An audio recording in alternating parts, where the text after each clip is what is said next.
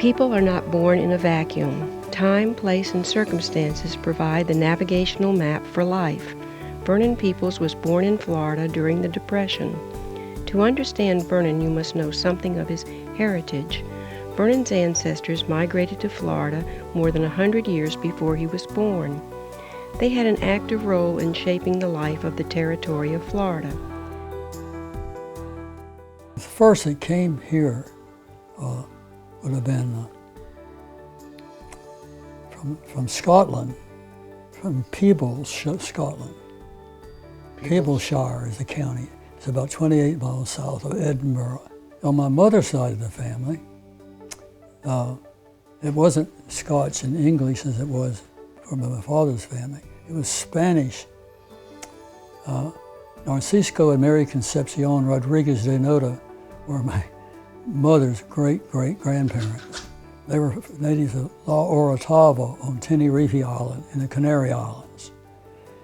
I don't know what year that they first came here, but they got their citizenship through the federal court of Key West. In succeeding generations, they moved from coastal North Carolina, from Virginia to coastal North Carolina, to coastal South Carolina, to coastal Georgia, and then into Florida.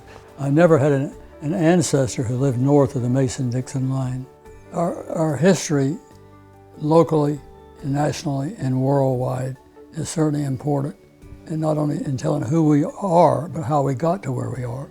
And we need to know what the mistakes were that have been made, and what can be done to improve life, not just in Punta Gorda or Florida, but around the world. Yes, I grew up here. My father owned a grocery store here, and you get to know everybody pretty quick if you're around a grocery store.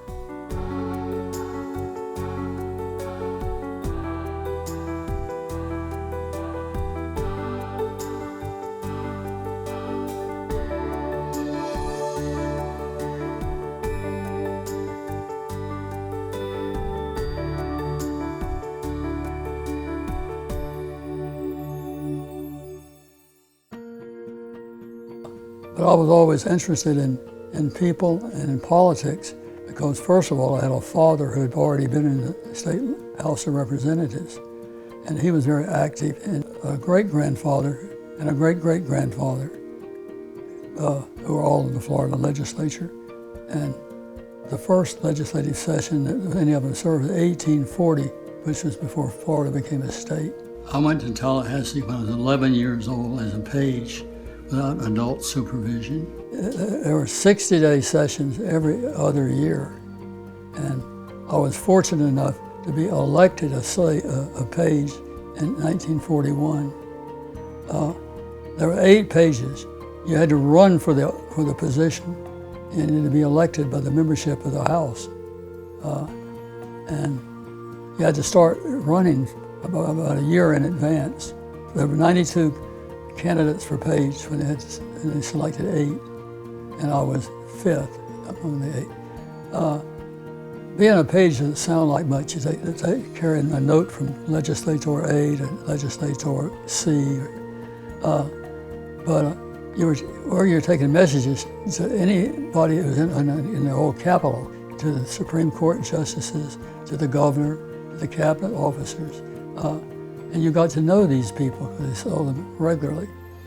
And I was pretty young, and I was certainly the smallest page in size. Members of the legislature got free passes to all the movies. There were 3 movies in town. One of the movie houses was only a block from where I lived.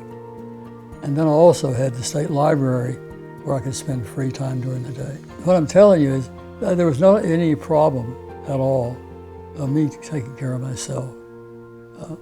I felt at home. This may sound strange or condescending, but I don't believe that there's any accomplishment that I made that was more important to my life than marrying Edna Jane.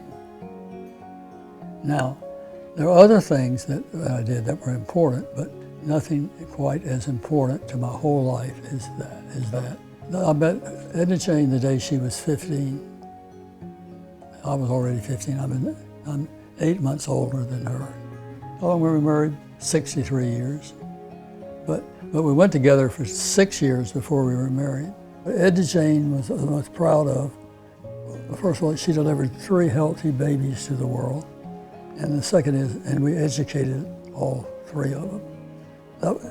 That'd be her take on the most important things that she did. It affected my whole life because I had somebody who cared, who loved me, who was going to give me the best advice that she had, and she wasn't going to be ignored, I can tell you that. It's wonderful to have a feeling that somebody not only loves you, but understands you and knows how to manipulate you.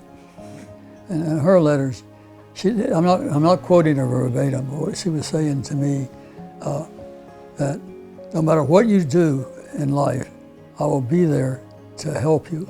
I will make you a better person.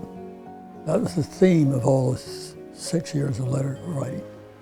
And the theme of mine was, and I didn't understand this till I read the letters just recently, that is, I will make you happy.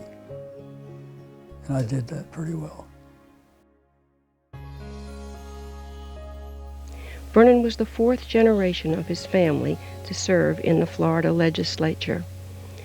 Vernon is a Floridian and a Democrat, proud of his heritage. He has always cared about people. He sees where we, as a society, have failed to live up to our creed and feels compelled to work to make life better for the least of these.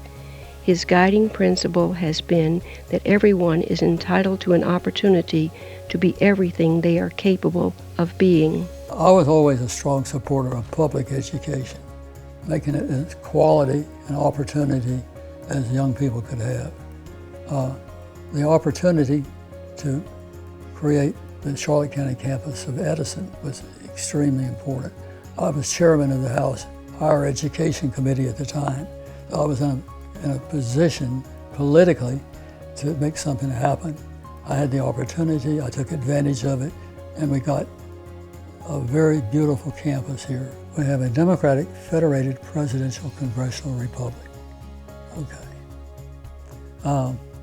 It was very important to me that we remain essentially what I just described, and to do a better job in educating people so that they could be, first of all, better citizens and they can vote more intelligently.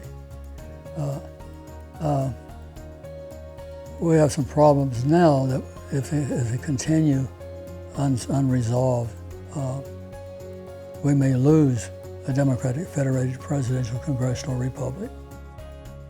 Transportation, which is so vital to everything that we do, but we were not funding transportation nearly as we should, and I was involved in helping to increase the road tax. Mental health, of course, is a big consideration. G. Pierce Wood Hospital in DeSoto County served 18 counties in the catchment area, included Tampa and St. Petersburg. And there are efforts to close it, and I certainly fought not to close it, but to provide more revenue so that they could do a better job than they were able to do with the funding that they had. All right, you're going to get some good headlines, you're going to get some bad headlines. That's part of being in an elected public office. That's policy making. First of all, you talked to any newspaper reporter that wanted to talk to you, and you gave them the time that they wanted, and you told them the truth. So I got a lot of favorable headlines because newspapers were kind of shocked to hear somebody who was maybe as old as I was, because I was older than most people who were first elected. But I knew so much about the legislature. That was going back to the days I was a page. I knew the system, I knew how it operated, I knew the psychology of it. And that may not sound like much, but it's a huge advantage in dealing with it. I made a point to get along with the press, and they were always very cordial. Now, that doesn't mean they always endorse what I said, but the fact is they did believe me and they trusted me. I have been privileged to know and to have worked with Vernon Peeples. When I first came to the Charlotte Community Foundation, it was at that time the Charlotte County Foundation. Vernon had been on the board and a leader of that organization since its inception. That was like 30 years ago. And even at that time, he understood the importance of a foundation for our community. But it was through his leadership and guidance that we actually have a true community foundation here in Charlotte County. Near and dear to Vernon's heart is education. Even early on in the foundation's history, 2 scholarships were established. He and Edna Jane established a very important scholarship fund with a very generous donation to recognize his friend and mentor, Leo Wititsky.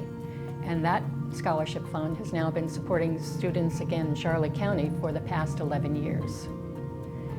Of all the things that Vernon is recognized for, and he's done so much for our state, so much for our educational system, so much for the history of Punta Gorda and Charlotte County and the state of Florida. The thing that I feel was his greatest contribution was his direction and leadership for the Charlotte Community Foundation. Through it, his legacy will live on. It will live on for good. It will live on forever. And I just want to say thank you, Vernon. Now, what I hear people say, and often, we get older and they got money and they can give. Well, I just wanted to give something back to the community. That always kind of was a rough edge with me. If you want to get something back, what did you take? I believe that when a person is born, they have an obligation to society.